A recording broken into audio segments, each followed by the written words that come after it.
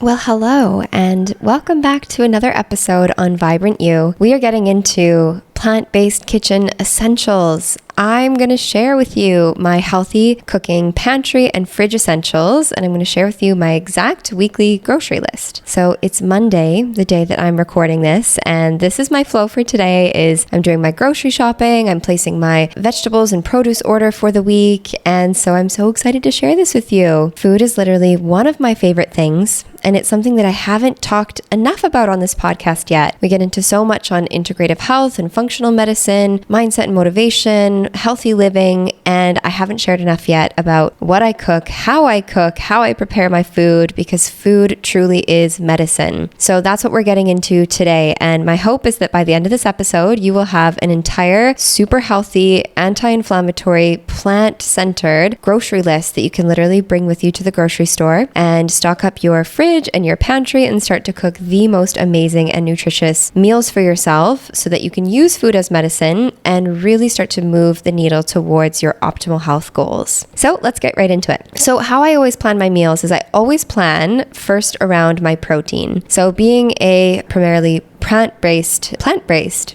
it's hard to say for some reason, plant-based person. There we go. I focus everything, all of my meals, it dances around my protein option for the day. So of course, for protein, you're welcome to choose as you wish, whether that's an animal-based source, whether you're eating meat or chicken or fish, but I'm going to be sharing my plant-based essentials that I stock my pantry with. Proteins for me, as a more plant-based person, is I'm eating things like beans and lentils and legumes and seeds. So this is what I stock up on. So lentils, my favorite lentil, and probably what my partner and I eat the most of on a regular basis, is something called yellow split mung dal. So it's typically used in Indian cooking. We make a lot of dals and a lot of khichiris and those types of things just because they're super easy to digest. They're yummy. They freeze easily, so we can kind of make a big pot and stock up for a couple days. You can get it at most Indian grocery stores or more like international grocery stores, Asian markets, those types of things. Although I'm pretty sure like Whole Foods would have those types of places as well. So lentils is yellow split mung dal, that's number one. Love me my brown lentils, red lentils, green lentils, all of the lentils. Beans. I am obsessed with chickpeas. I love kidney beans, butter beans, black beans, adzuki beans. I love to make all different types of curries, as well as I actually use beans in any baking that I do. So any sort of like desserts or treats that I make, I try to make them really high protein, high in fiber. So I haven't purchased,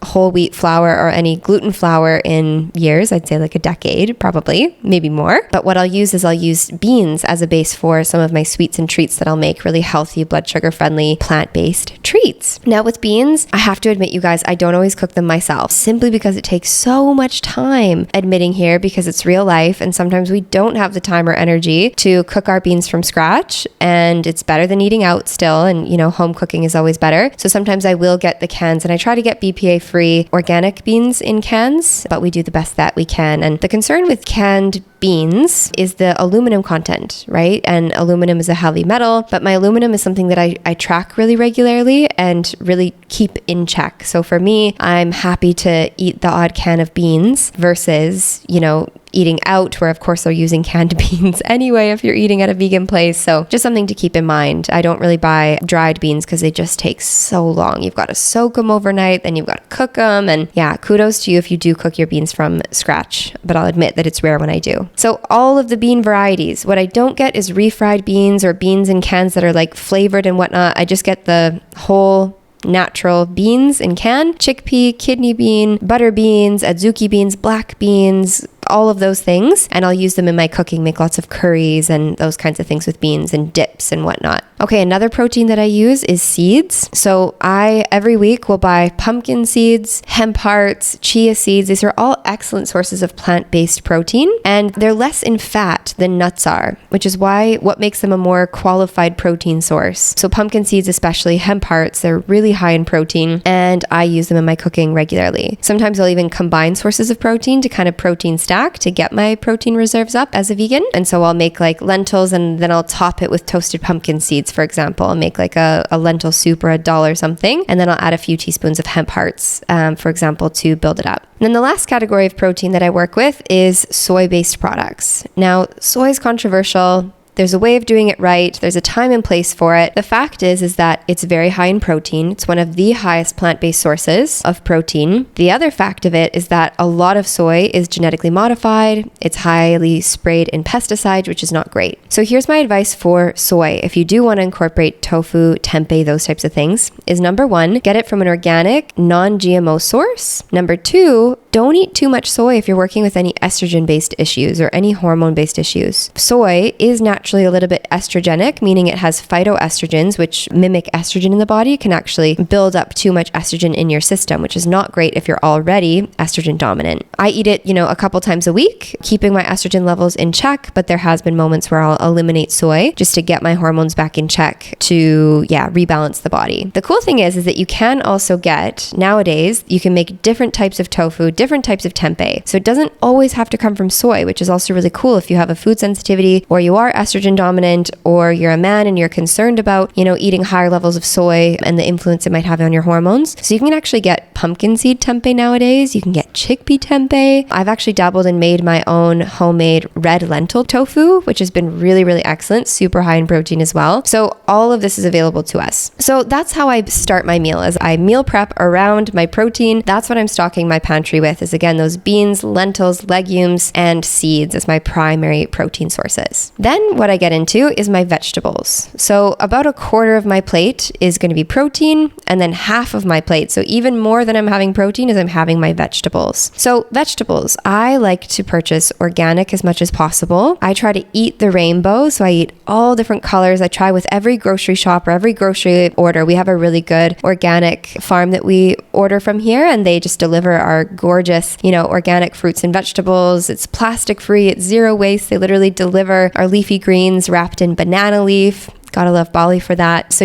try to get organic, get the rainbow. So you're getting greens and orange and red and purple and blue, ideally fresh. There's the odd case that I don't mind to have frozen, like frozen peas, I'll do that, or frozen beans, or if I have too much and I want to be a little bit more zero waste, then I will just, freeze my organic vegetables until the next week if I bought a little bit too much, or I ate out a little bit more that week, or I was traveling. So I don't mind doing that at all. But ideally organic, even with our frozen vegetables. So the ideal world is that on any given day, we are eating 7 to 9 servings of fruit and vegetables per day. So this is predominantly my plate, is vegetables. So let's go through some of the main vegetables that I'm buying at the supermarket or this organic online delivery or your farmer's market. And we'll go through the rainbow in different colors. Because again, different colors of fruits and vegetables have different antioxidant profiles, different phytochemicals and polyphenols, these, forms of antioxidants that are really beneficial for different parts of our health. So the green vegetables that I get pretty consistently every single week is I'm obsessed with broccoli, love asparagus. I love kale and spinach and whatever leafy greens are in season. So that can be collard greens, that can be beet greens, that can be leafy greens that I'll keep fresh and not cook, like lettuce or rucola, or I think those are the main ones that I'll normally buy. I love cabbage. Cabbage is super healthy. Zucchini, green beans, peas. To keep fresh, I'll get some celery and cucumber. I love to munch on those throughout the week. So those are my main greens that I'll buy on a week-to-week basis. Then we want to make sure that we always have some oranges and some reds in there, because again, we're getting different phytochemicals, different nutrients. And as long as we're eating the full rainbow, we're guaranteed to get a wide variety of vitamins and minerals and antioxidants, which is so health and life-giving. So orange and red colors, I'm going for things like tomatoes and cherry tomatoes, bell peppers of all the colors. I love radishes, red onions I'm getting in there, which is really great. And then more on like the cool color spectrum of like blues and purples is purple kale or purple cabbage we get really consistently. I'm not such a fan of eggplant, but we do get that once in a while as a treat. That grows really readily available here in Bali. And then your white colors, right? So cauliflower, white onion, garlic, daikon radish, those types of things. So eat the rainbow. Those are the vegetables that I normally get. Then I match my meal up with a carb or a starch. So again, if I'm visualizing my plate here, I'm going to have about half of my plate with vegetables. So that's cooked vegetables, raw vegetables, etc. A quarter of my plate is going to be my protein, and then another quarter of my plate to complete my plate is going to be a carb or a starch. Now, I don't love a lot of really high glycemic grains. So I'm not super intense about it, but I'm primarily gluten-free, 90 to 95% gluten-free. Really, it's just like the odd sourdough when I go out, and that's the only thing on the menu for breakfast is an avocado toast with some, I'll add my own protein, bring my own pumpkin seeds or hemp hearts as a little protein on top. But yeah, I'm not a big fan of a lot of grains actually, which might surprise you as a plant-based, person. It's very rare that I'll eat oat or rice or wheat or gluten. It's very rare that I'll eat breads or pastas of any sort. And any of those things, like, if I am eating a pasta, it's a treat. It's not a regular thing on my menu. It's maybe a couple times a month, which I don't mind. I love me a good, buckwheat pasta or chickpea pasta, which I usually go for over corn or rice pasta or any other gluten-free pasta out there, simply because it's higher in protein and higher in micronutrients. So buckwheat or chickpea pasta I'll use once in a while, or I have some very specific sources of like breads that I'll buy here on the island that's actually grain-free. So it's a more paleo style of bread, but it's also plant-based, and it's made from like pumpkin or sweet potato, or I just make my own flatbread out of potatoes and cassava flour, for example, and vegetables inside, which is great. But this carbs or the starches that I do often eat is one of three categories. So either high protein ancient grains. So again, it is high in carbohydrates, but we're also protein stacking, and we're getting extra grams of protein by adding in certain ancient grains. The second category is root vegetables, and then the third is squash. So I'm mostly getting my carbs and starch, again, from vegetable-based sources and only ancient grains. So the ancient grains that I love is I love quinoa, I love amaranth, I love millet. I think those are the main, and buckwheat. I love buckwheat so much. So I'll get those, I'll just cook them down either into some kind of porridge, or I actually prefer them more like fluffy in nature. So it's like, a nice quinoa that I'll add to a quinoa salad, or amaranth, and they're just really nutty and delicious and earthy, and you can really flavor them up, which is great. So that's the ancient grains. The root vegetables that I love and consistently get at each week is I get carrots, I get potatoes, I get all the varieties of sweet potatoes, and we usually switch it up each week. So each week we'll kind of rotate. So we get, again, a wide variety of colors for a wider nutritional profile. So we can get purple sweet potato, the honey sweet potato, orange, like yams or sweet potatoes that are more familiar, I know, in Canada. Beets are another root vegetable that I really like. And the reason why I consider this a carb or a starch versus a vegetable, right? It is still a vegetable, of course, but is that, of course, it's so much higher in starch and therefore higher in sugar. So what we don't want is, half of our plate of just pure starch and then no like green, leafy, high fiber vegetables. That's what we want predominantly our plate to be built of for most people. And then the third category is squash. So that is your pumpkin, your butternut squash, your spaghetti squash, acorn squash. I know in Canada, you get a lot of that in autumn, in the fall season, and in the winter. So those are really excellent forms of starch and carbs, which is going to give you obviously glucose. It breaks down into glucose, which is the main fuel source that your brain needs for energy. So we love our healthy carbs and starches. But again, yeah, I'm not against breads or grains by any means, but I just find with my body type, I don't do so well. Like I'm a more kapha body type, and my metabolism, I don't thrive when I'm eating too many carbs and too many starches. So it's very rare that I'll eat wheat or gluten, rare that I'll eat oats, rare that I'll eat corn or really rice, which is funny because here in Bali, Indonesia, rice is like the primary food group and everything revolves around rice. They literally eat rice 3 times a day here. So it's kind of going against the local culture, but I love my vegetables. That's what my plate revolves around, and my healthy protein. Okay, so that's my carbs and starch. Then let's get into fats. So fats I'm either using from an avocado-based source, from different plant-based oils, or from nuts and seeds. Those are my main sources of fat. So either I'm, stocking up on a couple avocados for the week and adding a few slices of that to my meal, or adding it into a salad dressing, making a guacamole, something like that. Or I'm stocking up on a variety of nuts and seeds. So as I mentioned before in the protein sources, love my pumpkin seeds, chia seed, hemp seed, but as a source of fat, which we're also, again, protein stacking, we're getting a few extra grams of protein when we add nuts as our primary fat source. I like almonds, I like Brazil nuts. Those are my main ones. What I actually don't eat too much of is I rarely eat peanuts. The odd time if I eat out, I'll have peanut butter in a salad dressing, or, Asian stir fries and stuff sometimes have chopped peanuts on top. I rarely eat pistachio and I rarely eat cashew, which is interesting because I feel like so many vegans just consume cashews by the kilo, and all of the dressings and so much, is high in cashew. But the fact is that like cashews they don't have so much nutrition. They're really high in fat. They can be a little hard to digest. They're not very eco-friendly. They really require a lot of energy and a lot of water to harvest. And peanuts, pistachios, and cashews, they're actually quite high in mold. So unless you're getting it from a really clean, certified source and that has tested for mold, most peanuts and pistachios are actually moldy, which is not so great. And I've had mold toxicity before. I just don't want to deal with that again. So I'm not against them by any means, but I know for my body type, I don't thrive with too many carbs and too much fat.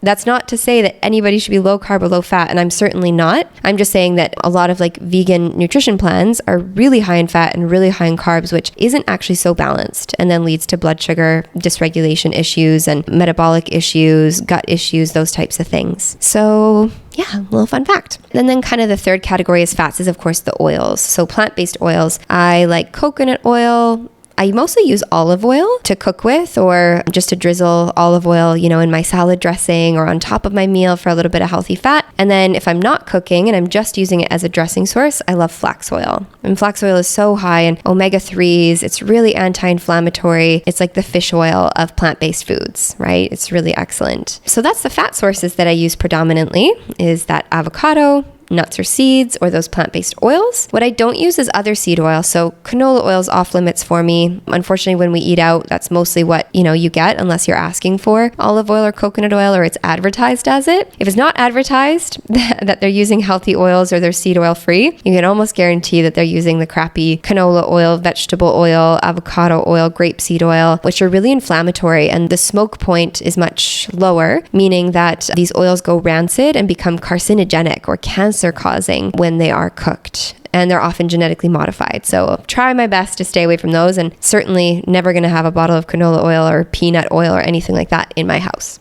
Okay, let's get into fruits. So either fresh fruits, or the odd time I'll have frozen fruits depending on what's in season, what's not. I have a couple of dried fruits, but not too many. It's mostly like as a garnish, or I'll use dates in baking if I want to sweeten something. But I don't really eat dried fruits too often either, just because they're so high glycemic. If you were to eat, a cup of grapes, there's a certain amount of sugar. But if you were to eat a cup of dehydrated grapes as raisins, obviously you're getting so much more grapes and so much more sugar for the same cup of grapes. So sugar-wise, it's just so much higher in sugar to eat dried fruits than whole fruits. So I do, I have some dried goji berries in the fridge that I'll like top on a salad, or some dates that I'll add to salad dressings to make it a little bit, give it some sweetness to it, make it a little bit more creamy. I'll add it into baked sweets and treats that I'll make. So as treats more, the dried fruits. But yeah, the fruits that I normally go for is all the categories. So citrus fruits and berries, stone fruits, tropical fruits, apples, all the things. So the main citrus that I buy each week, lemon and limes, always, because lemon and limes are my garnish for everything. I use them in my dressings, my sauces, to give flavor to everything, give it a really nice fresh flavor, like cooking. Oranges, tangerines, we have the odd time. Berries are the bomb. I love berries. It's honestly, you guys, one of the things that I miss the most about living in Canada. If anyone's from Canada or you've been to Canada, I hope you've been in the summer, but truly one of the main provinces in Canada on the West Coast, British Columbia, they have the best organic, fresh berries and stone fruit, from blueberries and strawberries and blackberries, mulberries, the cherries, like all the stone fruit, like nectarines and plums and peaches. My mouth is watering. They are just so good. And we don't have them here because it's too hot in Bali. So we get all of our amazing tropical fruits. Like we buy mango regularly, and dragon fruit, bananas, pineapple, which for Canadians and North Americans is such a treat. But here, what I really miss is those like domestic, cooler climate fruits like berries and stone fruit, which is so yummy. The odd time we'll buy melons of some sort, like watermelon or cantaloupe, honeydew, those types of things. We like to buy apples and pears, those types of things as well. So that's fruit. Fruit for me is more of a snack, or I have it as part of my smoothie in the morning. So I'll make a really high protein smoothie in the morning. I'll put like not too much of a banana, either a third or a half of a banana. I'll add some blueberries, add some greens or greens powder, my protein powder, some chia seeds or hemp seeds, or MCT oil, which is the medium chain triglyceride part of coconut oil, and blend that all up into a really delicious smoothie. But other than that, it's not very often that I eat too much fruit. Like the odd time I'll add some fruit into a salad, like pomegranate on a really yummy like kale, sesame, Asian salad, warm salad recipe, or, add blueberries into a salad or strawberries on a salad, something like that. But otherwise, yeah, fruit's mostly as an afternoon snack, or it is in my smoothie for breakfast. Okay, so let's get into herbs and spices. So we're kind of getting to the end, and herbs and spices are so great because they add flavor and they add so much nutritional value. You'd be amazed just the ORAC content, or what's known as like the antioxidant content of herbs and spices. So all of your fresh, organic culinary herbs, your roots, your dried spices are all really high in antioxidants and micronutrients, which is so great. And they add all of your flavor to your meals, which is delicious. So fresh roots, I buy these things fresh, but in different countries, what's available, what's in season, what's available in your climate's different. So often I'll buy ginger fresh. Of course, garlic and onion is fresh. Green onions, chives, leeks, those types of things. And then fresh herbs. We're really lucky. We actually have just like some potted herbs in our garden here. And what we don't have, or when our plants die off and before we can buy new plants, we'll just go get them fresh at the organic market. But I love fresh dill on demand. I love a bulk supply of fresh cilantro and parsley and mint and basil. And one of the little like vegan or plant-based food hacks or cooking hacks for you is like all of my dressings and salads and condiments that are normally so empty and not nutritious in conventional cooking. Like think of ketchup, think of like some of these unhealthier condiments, ketchup and mustard and relish that are just like food dyes and sugar and white distilled vinegar. A little vegan superfood hack for you is like all of my salad dressings are packed with protein and antioxidants and nutrition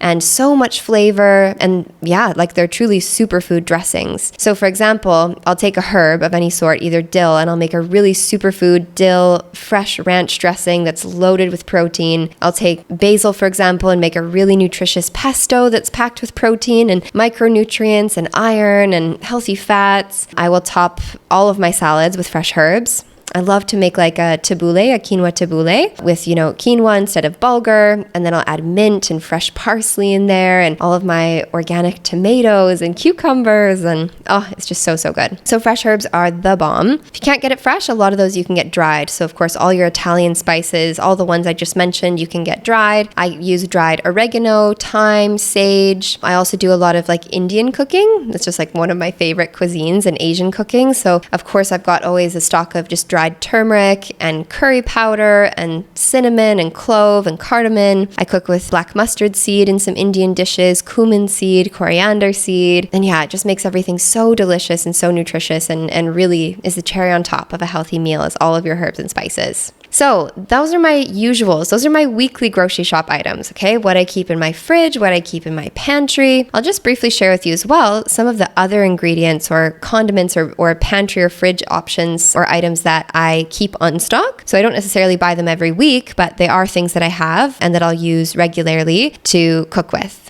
So some of the condiments that I do have or ingredients is I always have apple cider vinegar. Apple cider vinegar is amazing. It supports our digestion. It is excellent for balancing our blood sugar when taken with meals. So I'll make salad dressings with apple cider vinegar. I always have on stock coconut aminos. Have you heard of that before? It's like the healthier, soy-free, gluten-free, healthy fermented version of soy sauce. Okay, it's called coconut aminos. The brand I get is Bragg's, and it's really excellent. It tastes like soy sauce, a little bit sweeter because it's from fermented coconuts. And yeah, it's great for Asian cooking, and yeah, you'll love it. I always have maple syrup. The Canadian me just cannot give it up. Love maple syrup. It's not vegan, of course, but honey, I do eat honey actually for its like medicinal properties. I've got a really good clean source of honey here that I get in Bali, which I love. And I will use that often and just like to add like a little bit of sweetness, lower glycemic sweetness into salad dressings and sauces and condiments and those types of things. I will have fresh homemade nut or seed milk.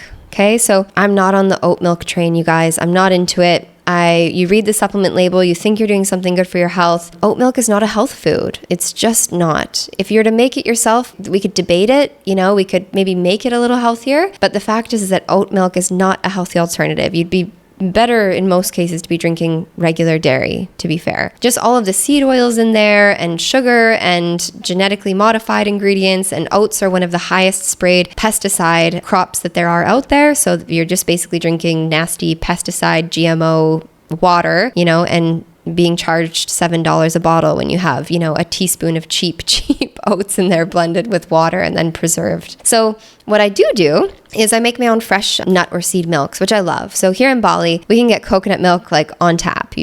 Coconuts grow everywhere. You can buy coconut milk everywhere. Here in Bali, we can buy almond milk everywhere. So if you can purchase fresh almond milk, maybe from like your local health food store, and it's literally just freshly made. They make it daily. That's an option. Or it's actually really easy to make it yourself as well. So you can make fresh almond milk. You can make basically any nut. You can make hazelnut milk. You can make cashew milk if you wanted. My favorite milk that I'm making these days, for so many reasons, I love the taste. It's so packed with nutrition. It's cheaper and more affordable than a lot of the nut milks that we can do, like almond or cashew, and it's far more eco-friendly, is pumpkin seed milk. I'm obsessed with pumpkin seed milk, and I make my matcha latte with it. It's really, really yummy and really easy to make. You literally just soak or lightly toast organic pumpkin seeds, and you rinse them, you throw them in a blender with some water. I add a little pinch of sea salt, the tiniest splash of vanilla. If you wanted a little bit of sweetness to it, you could blend in a date.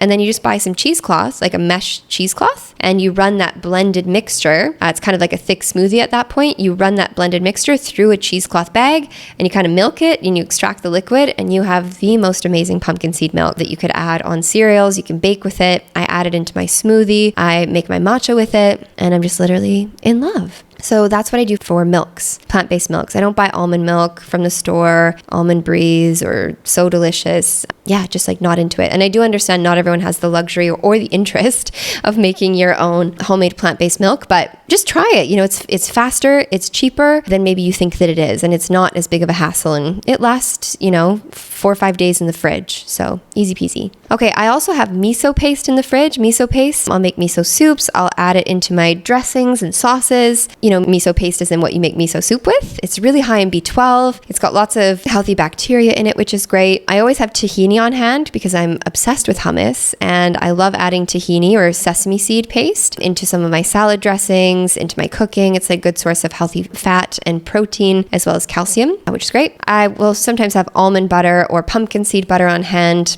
although I usually just blend up my own almonds or pumpkin seed butter. And then, most of my condiments and dressings I make on my own. So I never buy salsa or guacamole or hummus or salad dressings or curry paste or teriyaki sauce. They're just way too easy to make ourselves and to have full control over what's going in them, where that food is full of life force and not full of preservatives, right? The teriyaki sauce that you get at the store is full of preservatives and sugar and genetically modified ingredients and MSG, inflammatory stuff. You can make a really epic teriyaki sauce, literally with coconut aminos that I mentioned, with apple cider vinegar and a little bit of maple syrup. And maybe a little bit of like smoked paprika, so it has like a little bit more smoky flavor to it. That's my teriyaki sauce, you guys. It's so yummy. You can cook with it. I make the most amazing like smoked tempeh with it. I will add it as a dressing onto my vegetables. So good. So I make my own salsas, and I make my own guacamole, and I make my own hummus with chickpeas and lemon juice and tahini and garlic, and you can just pack so much nutrition into your condiments instead of it being a source of, unhealth for you, where we're just filling our body with inflammatory oils and high glycemic sugars and preservatives, but we're actually packing our condiments and dressings with nutrition. This is such a cooking hack. So I make my own salad dressings too, which I love. I make so many different types. I make a really good pesto you soak pumpkin seeds, you rinse them off, you throw them in the blender with garlic and like a huge handful of basil, a little bit of olive oil, some salt, some pepper. You could put a little bit of nutritional yeast in there and just make the yummiest pesto. Caesar salad dressing, I do a similar one. Ranch dressing. Yeah, it's just so, so good. If anyone's interested in any of these recipes, do let me know. Happy to share them with you. Just text me on Instagram and I'll make sure that I share my recipe with you. And then finally in the fridge, I do have some things to make sweets and treats, because if you know me, you know that I love chocolate. It's my favorite food in the whole world. And so I make it myself, and I make it a superfood. And I actually have a whole hormone balancing superfood chocolate recipe for you. So text me on Instagram, send me a DM. My handle is @BindyStables. Bindi, and I'm going to share with you my hormone balancing chocolate recipe. It'll take you 5 to 10 minutes to make. It's so worth it. It's low glycemic, it's delicious, and you're going to love it. Or you can just visit my website. It's bindistables.com/chocolate, and you can download the recipe there. So I have cacao powder, cacao butter, I've got vanilla extract. These are the main things that I'll have on hand to make that. And then I'll add my own like nuts or seeds or other flavorings, those types of things to the cacao or the chocolate. And then very lastly, some last little extra things that I have in my pantry. I don't always have it, but you could have nutritional yeast. If you don't have any gut-based or digestive issues, nutritional yeast can be good for extra flavor, extra B vitamins. It's got B12 in it, which is great. For the most part, nutritional yeast is not such a superfood that we'd want to be eating it every day. And some people don't digest it very well. So if it causes you bloating, if it causes you brain fog, you can skip the nutritional yeast. If it doesn't, you can continue. I like having like a good bouillon cube in my pantry. So one that's yeast-free, GMO-free, MSG-free. Okay. So a really healthy, clean version of vegetable broth or bouillon cubes. You can also make your own, but I mean, sometimes just it's too much. Sometimes we just need simple and we need easy. So you can buy that. I always have on stock nori or sushi papers. I love making my own homemade sushi. I make it with quinoa and chickpeas and vegetables, and it's so yummy. So it's even rice-free, which I love. I always have rice paper on hand. I like to make my own like salad rolls and spring rolls. I'll like fill it up with tofu and make like a little gluten-free burrito vibe with it, which is super yummy. And then I do have some flours on hand. I mostly make my own flours because you just buy the whole grains, blend it up in your blender, and you've got fresh flour that is much less likely to have mold in it when you're blending it up yourself, right? So I always have buckwheat flour on hand. I've got quinoa flour, cassava flour, chickpea flour.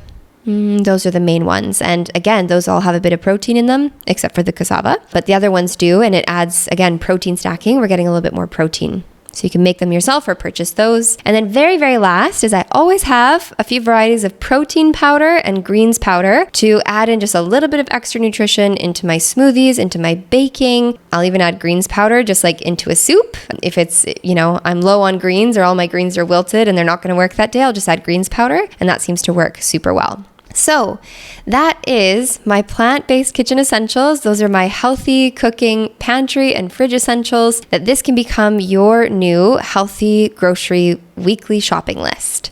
So I'm so curious to hear, what foods did I miss? What foods are you surprised that I have on my list? What foods are you like, hey, why didn't you say this particular food? Or what's wrong with rice? Or, why don't you eat cashews? Yeah, I'd be so curious to hear your questions. Would love your insights and feedback. What other plant-based foods do you love to have? And would love to just inspire each other in the comments on Instagram or send me a DM. Would love to connect with you. Thank you so much for listening. And I will see you back for another episode real soon. Take care, love.